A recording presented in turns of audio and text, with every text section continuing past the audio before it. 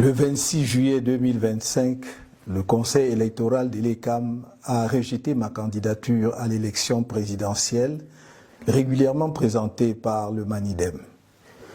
Le 28 juillet, j'ai déposé un recours contre cette décision infondée devant le Conseil constitutionnel.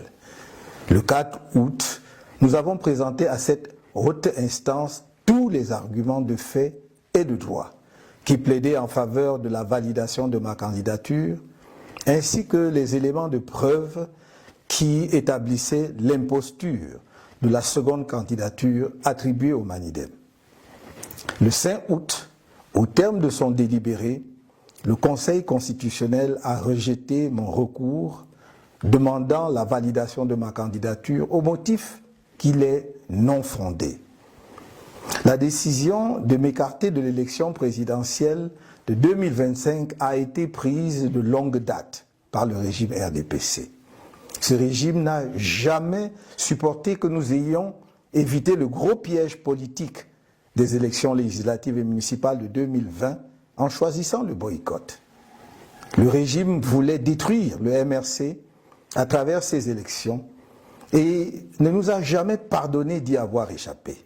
Dès lors, la campagne de diabolisation du MRC et de son président national était lancée et la décision d'empêcher ce dernier, par tous les moyens, de prendre part à l'élection présidentielle de 2025 était prise. C'est dans cet esprit que les élections législatives et municipales prévues en février 2025 ont été reportées à mars 2026 afin d'empêcher le MRC d'avoir des élus et de pouvoir présenter son candidat à l'élection présidentielle d'octobre prochain. Le régime RDPC a organisé pendant plusieurs mois de faux débats sur la nullité du mandat impératif pour montrer malgré cela que le MRC ne pourra pas présenter de candidat sous sa bannière et que s'il tentait de le faire, celle-ci serait rejetée et le pouvoir veillerait à ce qu'il n'y ait pas la moindre protestation. Bien plus, on nous a indiqué la seule voie qui s'offrait à nous. Faire présenter ma candidature par un des 18 partis politiques ayant obtenu des élus à l'issue des élections de 2020. Je dois redire que rien n'interdisait au MRC de présenter un candidat à cette élection présidentielle. Mais il fallait éviter de donner au régime un prétexte pour rejeter une candidature présentée par le MRC, car le rejet de la nullité du mandat impératif était devenu pour ce régime une question de vie ou de mort. La présentation inattendue de ma candidature sous la bannière du Manidem fut un choc à peine voilé pour le pouvoir de Yaoundé. Pris de court, le régime en place s'est empressé de fabriquer un nouveau président de Manidem ainsi que son dossier de candidature pour créer artificiellement ce qu'on a appelé une pluralité d'investiture. Camerounaises, Camerounais, mes chers compatriotes, j'adresse mes remerciements chaleureux à tous ceux nombreux qui m'ont manifesté sans relâche leur soutien patriotique et démocratique durant cet épisode qui vient de se dénouer devant le Conseil constitutionnel le mardi 5 août 2025. Je remercie tout particulièrement l'honorable Jean-Michel Nietzsche, président national du FCC, coordonnateur de l'APC, ainsi que tous les membres de l'APC qui avaient décidé de porter ma candidature. Dans la même veine, je remercie le président national du Manidem, M. Anissé Georges Ekane, pour son patriotisme remarquable et son sens de l'histoire, sa fidélité aux idéaux qui fondèrent son engagement politique, son courage et sa détermination à voir notre pays reprendre sa marche nationaliste vers le progrès. C'est aussi pour moi l'occasion de saluer l'engagement exceptionnel de tous les responsables ainsi que les militants du Manidem pour leur soutien à ma candidature. J'exprime ma reconnaissance aux dirigeants et aux nombreux militants du MRC pour leur soutien indéfectible, leur engagement inébranlable et leur courage remarquable face aux multiples épreuves qui lui sont imposées au quotidien par un régime sans inspiration ni aucune vision pour le pays. Mes chers compatriotes, j'ai dit et répété que je ne vous trahirai pas. Et je ne vous ai pas trahi. En revanche, le Conseil constitutionnel, la justice et les CAM, le pouvoir en place à travers le ministère de l'administration territoriale notamment, qui a été de tous les mauvais coups contre nous, vous ont trahis sans état d'âme. La communauté internationale, notamment l'Organisation des Nations Unies, qui a signé une convention secrète avec l'ECAM le 9 mai 2025, prétendument pour garantir la transparence de l'élection présidentielle de 2025, vous a trahi. Cette communauté internationale, si prompte à se montrer aux côtés de la dictature qui écrase le peuple camerounais, ne s'est pas sentie concernée par le crime politique du régime RDPC contre notre peuple.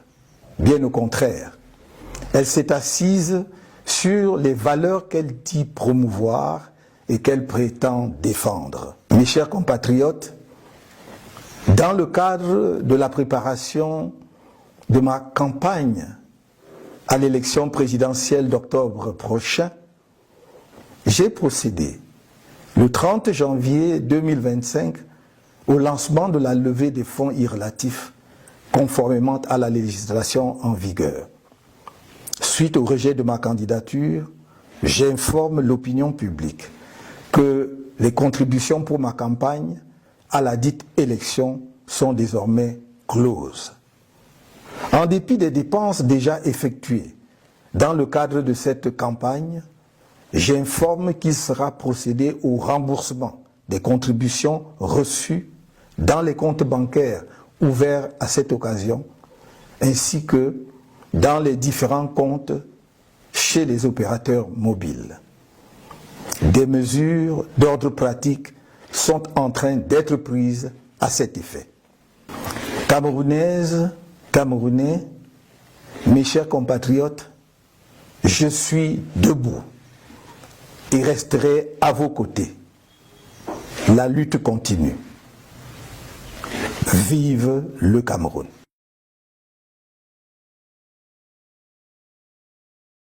On 26 July 2025, the Electoral Council of ELECAM rejected my candidacy for the presidential election, which had been duly submitted by Manidem.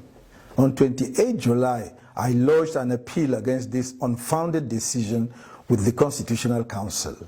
On 4th August, we presented this High Court with all the factual and legal arguments in favor of validating my candidacy, as well as the evidence establishing the imposture of the second candidacy attributed to Manidem. On 5th August, at the end of its deliberations, the Constitutional Council rejected my appeal for validation of my candidacy on the grounds that it was unfounded. The decision to exclude me from the 2025 presidential election was taken a long time ago by the CPDM regime. This regime never accepted the fact that we avoided the big political trap of the 2020 legislative and municipal elections by choosing the boycott. The regime wanted to destroy the CRM through these elections and never forgave us for escaping. From then on, the campaign to demonize the CRM and its national president was launched, and the decision was taken to prevent him by any means possible from taking part in the 2025 presidential election. It was with this in mind that the legislative and municipal elections scheduled for February 2025 were postponed until March 2026 in order to prevent the CRM from having any elected representatives and from being able to present its candidates in the presidential election next October. When it was discovered that the CRM had elected municipal representatives. The CPDM regime organized fake debates for several months on the nullity of the imperative mandate in order to show, in spite of this, that the CRM would not be able to present a candidate under its banner, and that if it tried to do so, it would be rejected and the authorities would ensure that there would be no protest whatsoever. What's more, we were told that the only option open to us was to have my candidacy put forward by one of the 18 political parties that has won seats in 2020 elections. I must repeat that nothing prevented the CRM from presenting a candidate for this presidential election, but we had to avoid giving the regime a pretext for rejecting a candidacy presented by the CRM, because rejecting the nullity of the imperative mandate had become a matter of life or death for this regime. The unexpected presentation of my candidacy under the Manidem banner came as a thinly veiled shock to those in power in Yaoundé. Taken by surprise, the regime in power rushed to create a new president of Manidem and his candidacy file to artificially create what was called a plurality of investiture. Cameroonians, my dear compatriots, I would like to extend my warmest thanks to the many people who have tirelessly shown me their patriotic and democratic support during this episode, which has just been resolved before the Constitutional Council on Tuesday, 5th August 2025. I would particularly like to thank the Honorable Jean-Michel Ninche, National Chairman of the FCC and the coordinator of the Political Alliance for Change, as well as the members of the Political Alliance for Change who decided to support my candidacy. In the same vein, I would like to thank the National President of Manidem, Mr. Anise George Ikane, for his remarkable patriotism and sense of history, his loyalty to the ideals on which his political commitment was founded, his courage and determination to see our country resume its nationalist march towards progress. This is also an opportunity for me to salute the exceptional commitment of all the leaders and activists of Manidem for their support for my candidacy. I would like to express my gratitude to the leaders and many militants of the CRM for their unfailing support, their unwavering commitment, and their remarkable courage in the face of the many trials imposed on them on a daily basis by a regime that has no inspiration and no vision for the country. My dear compatriots, I have told you again and again, I will not betray you. And I have not betrayed you. On the other hand, the Constitutional Council, the judiciary, ELECAM, the powers that be, through the Ministry of Territorial Administration in particular, which has been involved in all the wrong moves against us, have betrayed you without a second thought. The international community, notably the UN, which signed a secret agreement with ELECAM on 9th May 2025, supposedly to guarantee the transparency of the 2025 presidential election, has betrayed you. This international community, so quick to stand by the dictatorship that is crushing the Cameroonian people, did not feel concerned by the CPDM regime's political crime against our people. On the contrary, it has sat on the values it claims to promote and defend. My dear compatriots, as part of the preparations for my campaign for the presidential election next October, on 30 January 2025, I launched the fundraising campaign in accordance with the legislation in vigor. Following the rejection of my candidacy, I would like to inform the public that contributions to my campaign for the forthcoming elections are now closed. Despite the expenses already incurred in connection with this campaign, I hereby inform you that the contributions received in the bank accounts open for this purpose and in the various accounts with mobile operators will be reimbursed. Practical measures are being taken to this regard.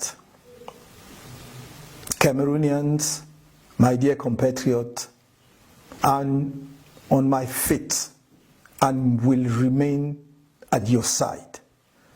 The struggle continues. Long live Cameroon.